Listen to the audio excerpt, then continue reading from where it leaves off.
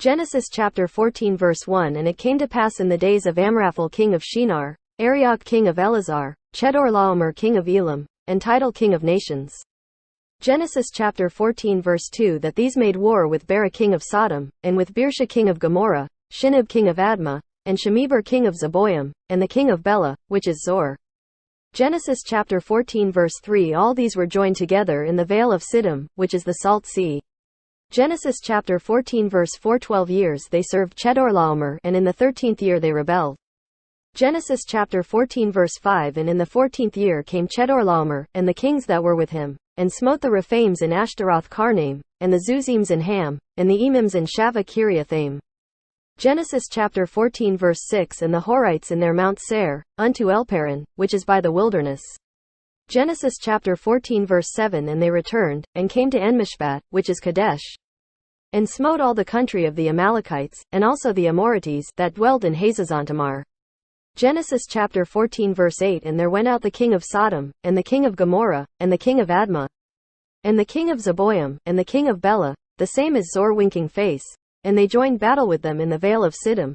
Genesis chapter 14 verse 9. With Chedorlaomer the king of Elam, and with Tidal king of nations, and Amraphel king of Shinar, and Arioch king of Elazar, 4 kings with 5. Genesis chapter 14 verse 10. And the vale of Siddim was full of slime pits. And the kings of Sodom and Gomorrah fled, and fell there, and they that remained fled to the mountain. Genesis chapter 14 verse 11. And they took all the goods of Sodom and Gomorrah, and all their victuals, and went their way. Genesis chapter 14 verse 12. And they took Lot, Abram's brother's son, who dwelled in Sodom, and his goods, and departed. Genesis chapter 14 verse 13. And there came one that had escaped, and told Abram the Hebrew, for he dwelled in the plain of Mamre the Amorite, brother of Eshel, and brother of Aner, and these were confederate with Abram. Genesis chapter 14 verse 14. And when Abram heard that his brother was taken captive, he armed his trained servants, born in his own house, 318, and pursued them unto Dan. Genesis chapter 14 verse 15. And he divided himself against them, he and his servants, by night, and smote them, and pursued them unto Hobah, which is on the left hand of Damascus. Genesis chapter 14 verse 16. And he brought back all the goods, and also brought again his brother Lot, and his goods, and the women also, and the people. Genesis chapter 14 verse 17. And the king of Sodom went out to meet him after his return from the slaughter of Chedorlaomer, and of the kings that were with him, at the valley of Shaveh, which is the king's dale.